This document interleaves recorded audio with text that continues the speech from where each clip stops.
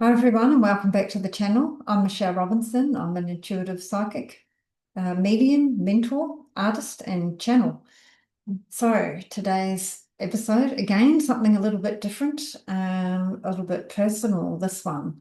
So yesterday, which was the 21st of October, I had an experience that unfolded while I had pressed record and had gone through my whole process that I go through to do an angel channeling.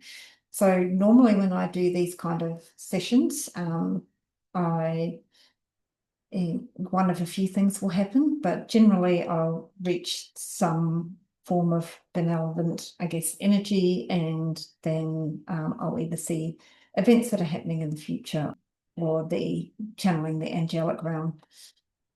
Yeah, so this was a little bit different. So I called in my usual protection. I invited the angelics and my guides and teams and spirit to step forward, and I set my intention to bring through a message of light as well.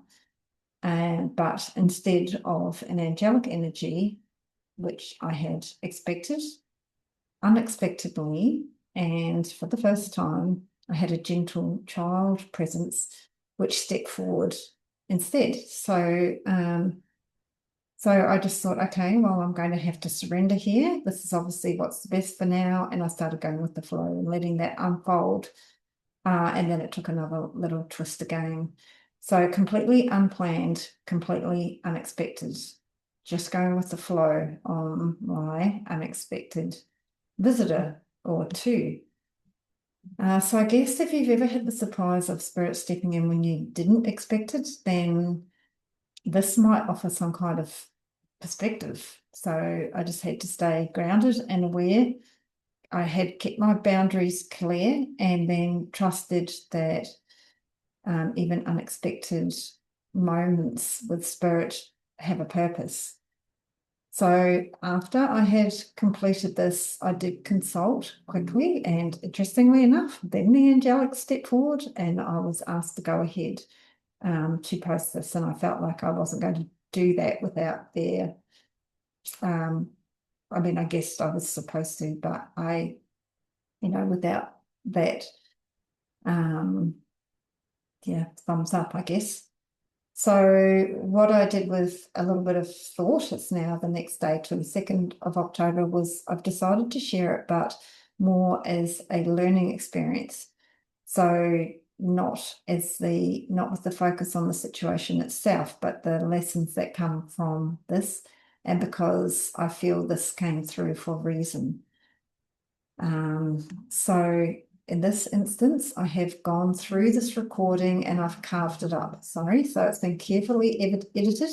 I've removed anything that will that could identify or incriminate anybody, and I've eliminated as much as possible any speculation as well to keep it purely focused on the energy awareness and also that kind of process of like divine trust and discernment, I guess. So my hope is that it helps others recognize that even when we're doing protected heart-centered work, we're always learning. And that's about surrender and, about ethics and divine timing.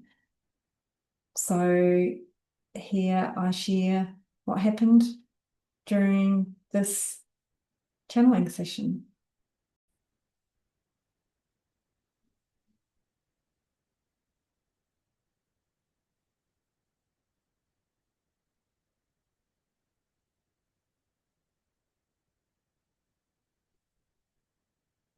What I'm seeing at the moment is a little girl.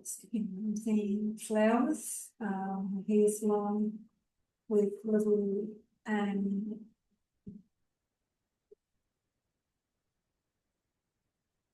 ribbons in her hair. It's kind of Victorian, she's got a little white collar and a velvet dress, little white stockings. The velvet dress is in a darker material. She's got a fringe and her hair's kind of ringleted, a little bit curly, long and blonde at the back. And her hair is kind of back in a little tied in a little ribbon as well. She's got like little Mary Jane shoes on. They're either dark blue, black, of colour. On her velvet dress, it's like a little pinafore, quite high neck, has a little white collar built into it, and then it's got a little flowers, and this is a dark green colour. So this is just what I'm seeing. Okay, she's holding hands with a little boy. He's got blonde curl, quite longish hair. She's holding hands with, it looks like little Gus. He's wearing his little boots.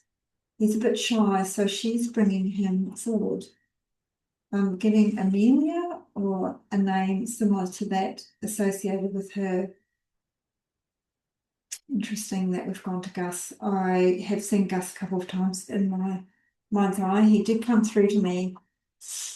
I've seen him when I think about him, or when he comes through, I've seen him on my left side, and he's standing on a little pile of dirt or sand, and I heard him giggling and really cheerful, and he said, "Come with me," and he led me back to the area. So I felt like this dirt pile was kind of out the front of the house, and he led me back to the area, kind of skipping it and happy and kind of running ahead of me, like a very joyful child. Yeah, I'm not sure who this little girl was that's brought him through, but she's just brought him through this time. But I've seen him by himself, and he's been running ahead of me, kind of like really cute. Okay, so obviously we're going in the direction of talking about Gus. I feel like he's passed because he's on my left. He's a joyful, happy little boy. He is waiting to be found, is the feeling that I'm getting. I've got that twice before as well, standing on the dirt mound. Okay, so he's leading me again into a shed area. If I'm facing the house with the big veranda, it's on the left-hand side facing the house. I feel like it's like a dirt floor, ground, or he's just definitely drawing my attention to that. So he's standing there on that space. So I'm not sure if somewhere around there is his final resting place, and he's kind of shaking his head. So perhaps there's a clue that's in this room. I did see in my mind's eye when this came through the first time, I didn't know who everybody was. I hadn't seen the news. I just knew that this little boy was missing, Gus, and then I knew that it was in a remote property, and that then more people were pulled in to widen the view. And the impression I got was that it was kind of not looking in the right area. There were a lot of people in the area, but it was not associated with where he actually was or what was going on. I am seeing a shovel, and I am seeing a man. He's both times I've seen him, he's in the distance. He's not right near Gus. He's kind of in the distance, and he's leaning on the shovel, as if he's a bit removed. So that's the second time I've seen him. He's got kind of darker hair, slim build, younger.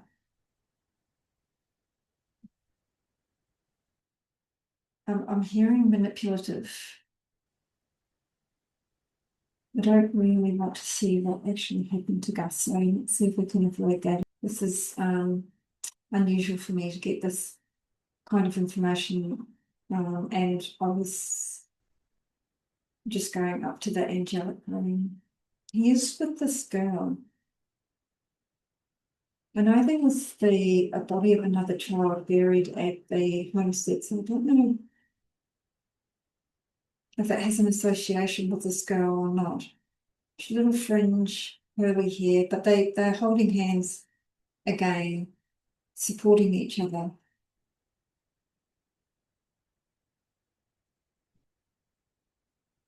Or she's got him. He's a lot more confident, although he's like I say, it may be just because I'm doing this YouTube, they've come forward in this way.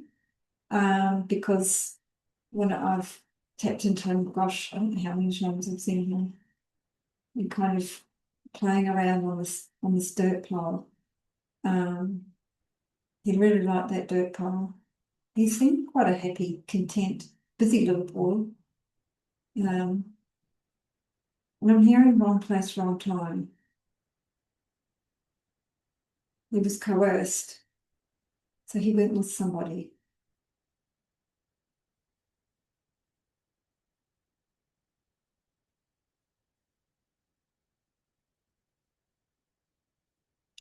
And see what it is. But just holding the hand, going out to the sheds and facing the homestead on the right hand side.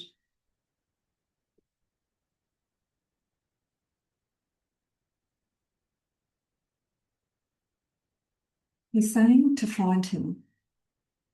I'm asking him if there's any clues, and he's shown me a shovel up against a wall on the inside of a shed.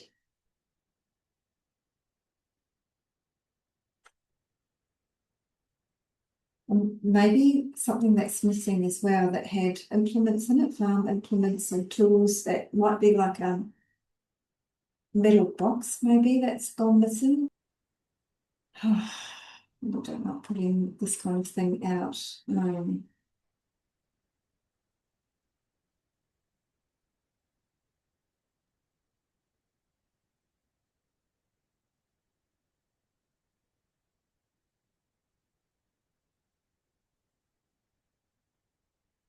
I feel like whatever happened to him was quite quick. I was just trying to tap into the psyche of the person that might do this. He was taken.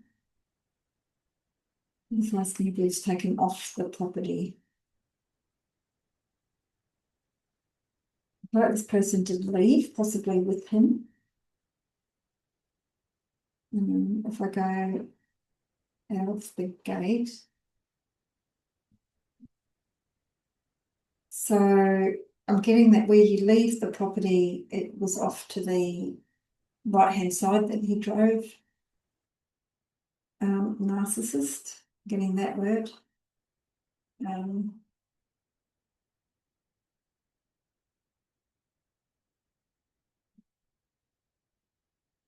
I feel like he's got a little bit of anxiety, this guy, when he's doing what it is he's doing, like adrenaline, more adrenaline.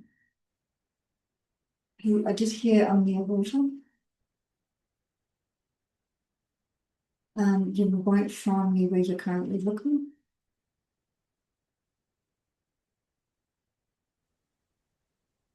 I'm hearing the word dumped. Illegal. One thing. And he's giggling. He's just, for everyone out there, he's coming across as just like a child, really happy. He wants peace for his parents. They don't deserve this. He would like his body to be found for justice and their peace of mind.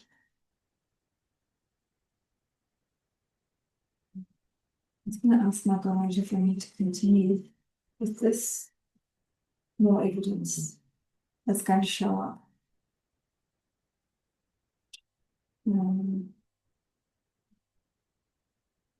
The cracks are starting to show. Keep digging. Transactions. Have a look at transactions. Hearing what sheep from. I don't actually know what one it is. I'm asking questions in one mind, like, are you still in the property? I mean, his spiriters are still playing outside the front of the home. It's still in the home with the family. Being released, and there's delays. Just take some time to sift through. So I got a 3 last time and I felt soon. So I'm just asking again because 3 weeks is probably still quite soon, but I felt like, no, this is going to get justice.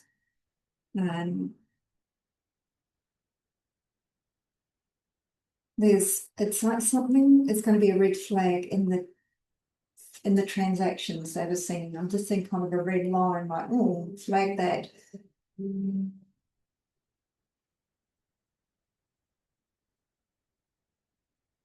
There's a lot of denying.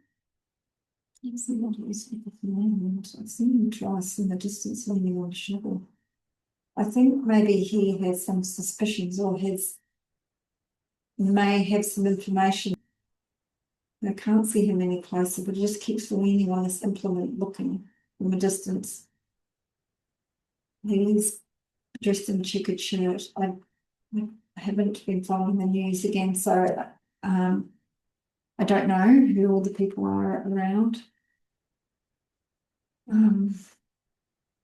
This very heavy feeling around the homestead.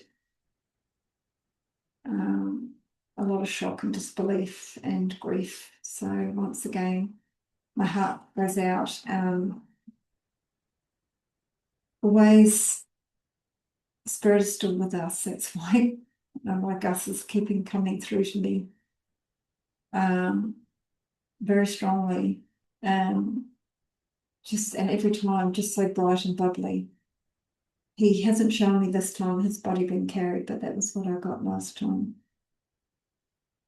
I'm seeing police handcuffs, and I'm getting the impression he's going to be jailed. This gentleman, and seeing him getting taken away.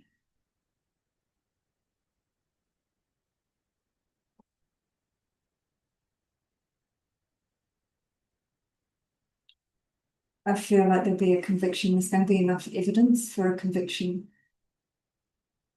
There's going to be a lot of relief. And I see, again, one detective in particular who's been quite instrumental in that.